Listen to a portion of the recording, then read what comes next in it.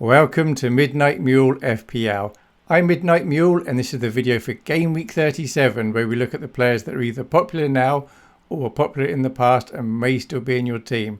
And I'll say whether I think they're worth having or not, and I also show you a benching order, or at least my idea of a benching order. And we start as always by looking at how these players did in Game Week 36. We don't always look at Game Week 36, we always look at the previous Game Week, which for us now is Game Week 36. Starting with the goalkeepers, and there were quite a few clean sheets last Game Week, so defenders and goalkeepers did alright. Flecken 9, Martinez 8, Areola 8, Pope 7, Henderson 6. For the defenders, Munoz 11, Burn 11, well done if you had either of those playing. Gvardiol 6, Konza 5. Mikalenko 8, Livramento 7. Harwood Bellis 6, a very unlikely few points there because they were playing Man City. For the midfielders, we had Bowen 8, Mbeumo 6, Rogers 6, Murphy 5. Eze 16, Luis Diaz 8, Sarr 6. And that's all for the midfielders. For the forwards, Chris Wood 8, Watkins 9, Raul Jimenez 9, Beto 8, Vardy 5. Starting with the goalkeepers for Game Week 37, I think Raya may be the most popular keeper. Now, unless you're wildcarding or free hitting or have no playing goalkeeper, don't bother changing your keepers. And it's pretty much the same for defenders, I think. When it comes to transfers with 2 game weeks left, you want to be concentrating on the midfielders and the attackers because that's where you're going to get the points. The only reason I think to make a defensive transfer or even a goalkeeper transfer would be if you need to release some cash. But you need to be careful about taking hits because there's only 2 game weeks left and you need to make the points up. However, if you've got Raya, he's absolutely fine to have. I wouldn't fear him too much if I didn't have him, and I don't have him. But he could well get a clean sheet against Newcastle and another one against Southampton. But he's 5.5 million. I think the next most popular keeper is going to be Sells. But Forest haven't been keeping clean sheets recently, so I wouldn't fear him. I wouldn't fear either of these. So you'll see a number in red. That's my reckoning. If they score 6 points and you don't own them, how many points against you is that? So if Raya gets 6 and you don't own him, that's minus 2.6 to you. If Sells gets 6, you don't own him, that's minus 1.5 against you. And then Pickford at home to Southampton, very nice pick. Pickford's a good pick. And then Martinez, Villa have been doing well defensively recently, possibly playing 2 of the best fixtures in the next few game weeks. Could get a couple of clean sheets, but equally Martinez can be a bit random sometimes. He could let in goals both games. And then Flecken. So these are the 5 most popular goalkeepers by my reckoning. If I had to buy now, because I was on a wild card say, I would go Raya or Flecken, I think. Raya's slightly better, but he's 1 million more, and I could probably use the money elsewhere, in which case I'd go for Flecken at 4.5 rather. But if I was free hitting, I'd absolutely go for Pickford, and I'd make sure that I could make it work by not spending too much elsewhere. And then second page of keepers, none of these are going to hurt you. Areola. So with West Ham, Fabianski, the other goalkeeper, is leaving at the end of the season. And although Areola's been first choice, it's possible that Graham Potter's going to play Fabianski because it's his last ever home game. He may get a run out. The answer is we don't know. So if you've got Areola and Fabianski, that's fine, you're covered. If you've got Areola and a non-playing keeper, there's a chance you're not going to have a goalkeeper this game week. But the chances are, if you've got Areola, you do have a playing keeper, so you're going to be all right. So Henderson. So as you go through this and look at all the teams, apart from Henderson and 1 Man City player, all the other Palace and Man City players are marked as don't buy. They're in the Cup final on the Saturday, and then they're playing a Premier League game on the Tuesday. And we can't be sure how many minutes they're going to get on the Tuesday. It's possible that if Palace win in the Cup, they may get rested. They may be a bit tired come the Tuesday. If Man City win, Man City still have to go for Champions League. And I think they're still going to play their best possible squad. So I'm less nervous about Man City, who they're going to put out. But with Crystal Palace, there's a chance there'll be some rotation or at least reduced minutes. That said, I think it's highly likely Henderson is going to play. And he's at home to Wolves. So if you've got him, he's an absolutely perfectly good keeper to have. He's okay on a free hit, but I'd prefer Pickford. Wouldn't get him on a wild card because next game week he's away to Liverpool. And then Pope, very low owned. He's not going to hurt you if he does well. Away to Arsenal, probably not a clean sheet. But if you've got him, he's fine to have because next week he's at home to Everton. Ward represents any non-playing keeper. And then Fabianski we've already spoken about. If you've got him, you may end up playing him. We'll look at the benching order later. He may get a run out in this game. For the defenders, so Gvardiol's the only Man City player that I've said he's okay to still buy. He's highly owned. If you don't own him and he does well, he's absolutely going to hurt your rank. And in the next 2 game weeks, he could easily get an attacking return and or a clean sheet. So he's a very good player. If you can get to him and you've got nothing else to do, he's fine to get. But if you've got issues with your midfield or forward, they may be more important to get in. But if you're on a wild card, you definitely want to get Gvardiol. If you're free hitting, you definitely want Gvardiol. Munoz, very good player. Home to Wolves, could do very, very well. Excellent player. However, he is in the cup. So if you've not got him, I'd say don't buy him. But if you've got him, he's a perfectly good player. But next week, away to Liverpool, so possibly nothing there. Saliba, so he's gone down a lot in popularity. If he gets 6 points, I'm reckoning that's about minus 1.7 against you. But the fixtures are okay. At home to Newcastle and away to Southampton. But I think in the last 7 Premier League games, Arsenal have had 1 clean sheet. So they haven't been as good. But if you've got him, you'd keep him unless you're going to sell him for somebody very cheap, who we'll look at later, to release some money to do an important attacking move. If I was wildcarding, I probably wouldn't get Saliba. If I was free hitting, I definitely wouldn't get Saliba. Aït-Nouri, if you've got him, that's fine. He can get an attacking return any game. If you've not got him, I think he's not worth buying now. 5.1 million. It's always a risk he's going to pick up a yellow card. Occasionally maybe a red card. But he is a good player. It's just hard to know what Wolves' state of mind is going to be. Milenkovic, Forest haven't been good defensively recently. I wouldn't go buying him. You don't have to rush to sell him though. He's not going to hurt you massively if he does well. A few weeks ago he would have. Burn away to Arsenal. Absolutely wouldn't go buying him. But he's at home to Everton next game week, so he's fine to have. And then Konza, nice and cheap. 2 easy-ish games. There's a chance of a clean sheet there. So game week 37 and 38 and maybe 36 a bit. Some teams tend to play at less than 100% of their capability. Either because like Liverpool, they've won the league, it's over. Or they can't get into Europe, but they're not going to get relegated. There's nothing much to play for. Now, that's a bit of a generalisation because some players will always give their best in every single game, but other players can have a bit of an attitude and just ease off a bit. And on top of that, managers might want to give some of the players that normally on the sidelines a bit of a run out because the result doesn't matter too much. So it is a lot more difficult to make these choices. So if you've got a bench boost left, if your bench is okay this game week and you've got 4 playing players on your bench, it's probably worth playing it because next week, the last week, it's going to be more difficult to be sure you're going to pick 15 playing players.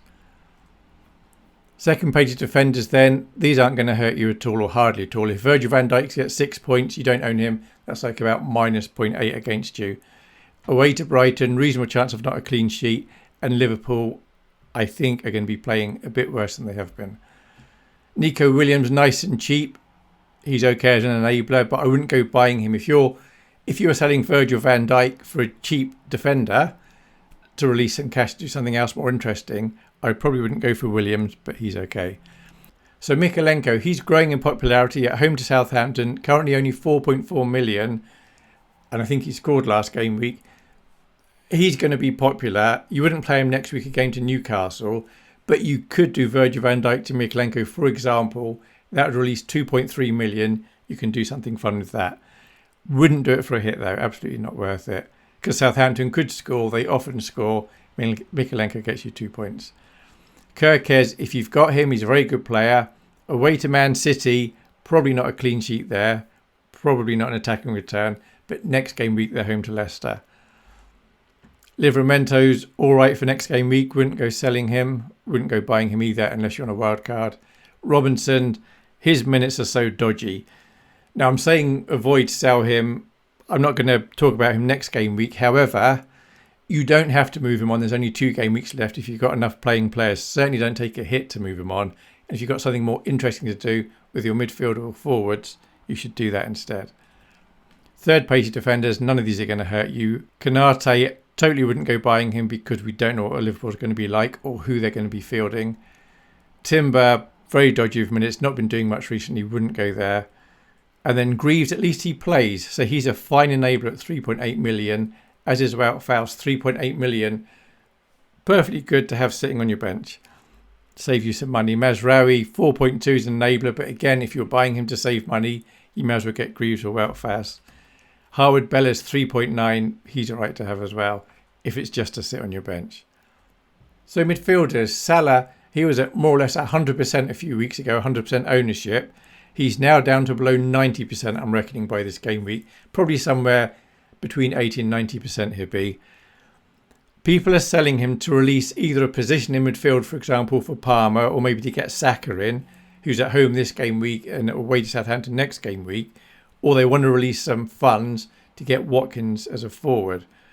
If you sell Salah and he does well, that is going to really hurt your rank. However, the last several game weeks, he's been nothing special.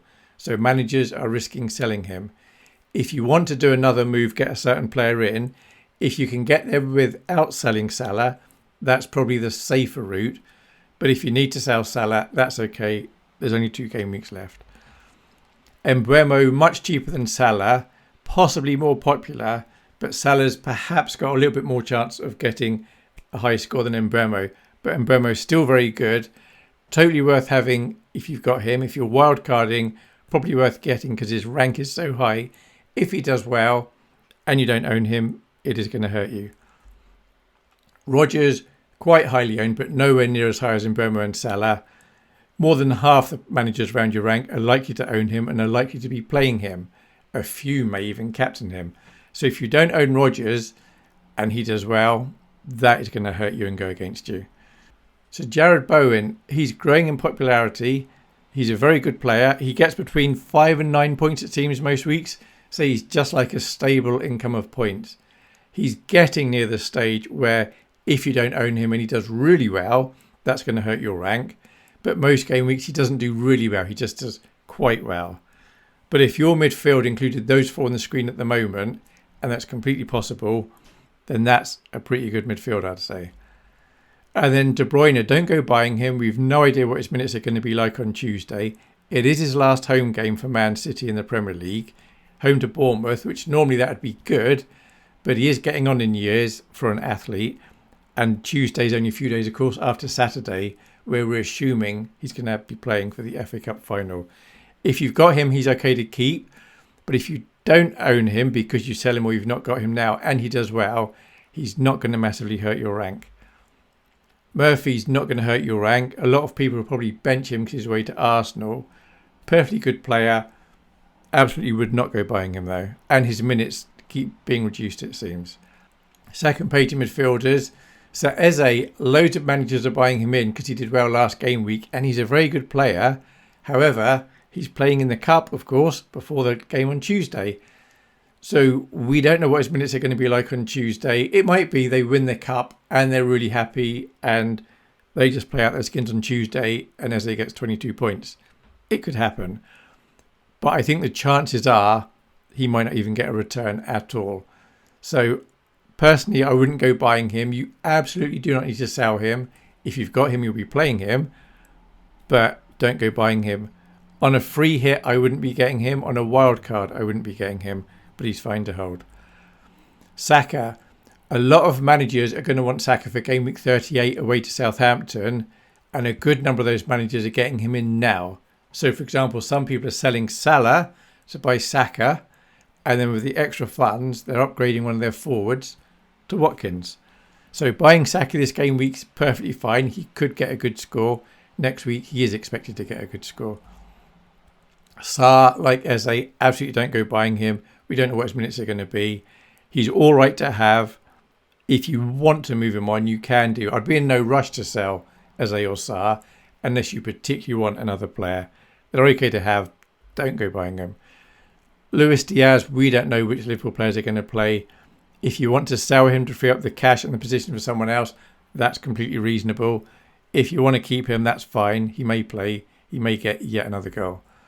Semenyo's fine to keep. Not a great fixture this game week away to Man City, but next week at home to Leicester, he's going to be very popular. Probably lots of managers will buy him next game week. Fernandes, probably not worth having. They're focused on the European final. 8.5 million. There's much better things you could do with that position and that money at the moment. Then the third page of these would be once popular midfielders now. Palmer, nowhere near as popular as he used to be, but he is growing in popularity again because he's at home to Man United, and that's expected to be an easy game, then away to Forest, who haven't been defending well recently. So again, another move people are doing is Salah to Palmer this game week, and then next game week they intend to do Palmer to Saka. Of course, you don't know what injuries might come up. You may not be able to do that move. But Palmer, I would say, is a good player for the last 2 game weeks. I know he's not done very well recently, and Jackson is banned from this game. He's suspended, rather. But he is a good player. On a wild card, I would be tempted by Palmer. On a free hit, I think I'd definitely get Palmer. I would not be taking hits to get Palmer in, though. Enzo. So he's nice and cheap, and he's sometimes getting an attacking return. He's a great enabler. He's fine to have. If he does well and you don't own him, he's absolutely not going to hurt your rank, though. Cliver, effectively, no one around your rank is going to be playing him away to Man City. Some managers will bring him in next game week, though, at home to Leicester. Taking Dango out of the system, he's out for the rest of the season. Gordon, effectively, no one owns him. If you've got him, he's fine to have because he'd be good next game week. He'll get some points this game week, almost certainly, because Newcastle really want to end in the top 5, and they probably will. But absolutely, I wouldn't go buying him. And if you wanted to move him for someone else, that's fine. But you shouldn't worry about having to keep him. He's all right to keep. And then Dibbling, great enabler. He sometimes gets points. For the forwards, Isak massively dropped in popularity, but still very, very popular. So a common move is people selling Isak to get in Watkins, because Isak's nice and expensive. They're away to Arsenal. But there is a risk of that because he's so highly owned. If you don't have Isak and he does well, that is going to hurt your rank. On a free hit, I wouldn't get him. On a wild card, I would certainly be tempted by him. Vissa, he's a good player. He's worth having. If you've got him, I think he's absolutely worth keeping. Around half the managers at your rank's probably going to own Vissa. So if he does well and you don't own him, that is going to hurt your rank a bit, but not as much as not owning Isaac's going to do. Isak. Chris Wood, not frightened about him. He managed to get a goal, I think, last game week. Away to West Ham, may get something there, but Forest really haven't been great. Then home to Chelsea. Personally, I wouldn't be bringing him in, but he is quite popular, so he is okay to get. I'm not aware of particularly people selling him, though. And then Marmouche. So he's quite a popular choice to be selling to make space to get in Watkins. It's assumed he's going to be playing on Saturday. We don't know what his minutes are going to be like on Tuesday. I think for a lot of people, they just feel that's a nice, easy one to sell. You absolutely do not have to sell Marmouche. He's fine to have. If you don't have him, absolutely don't go buying him.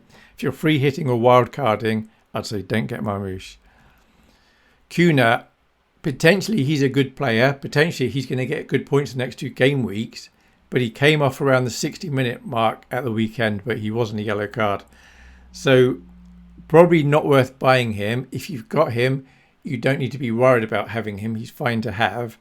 If you wanted to sell him to make space for somebody else, like Watkins, that's all right. But of course, it does use a transfer. And then Mateta, absolutely don't go buying him. Crystal Palace, he's all right to have. But if I had, say, Mateta and Eze and Henderson, and I wanted to get rid of one of them, it's probably Mateta I'd get rid of because I'd be most nervous about his minutes. Second page of forwards. So Watkins, massively growing in popularity. Most managers who buy him will be intending to captain him as well. So by the time we get to the start of the game week, if Watkins does well and you don't own him, it's going to hurt you a bit. He may be as high as a third of the manager ownership around your rank by the time the weekend comes. But you don't need to worry about not having him. But if you want to change things around, he is a popular forward to get. Vardy's also popular, very, very cheap.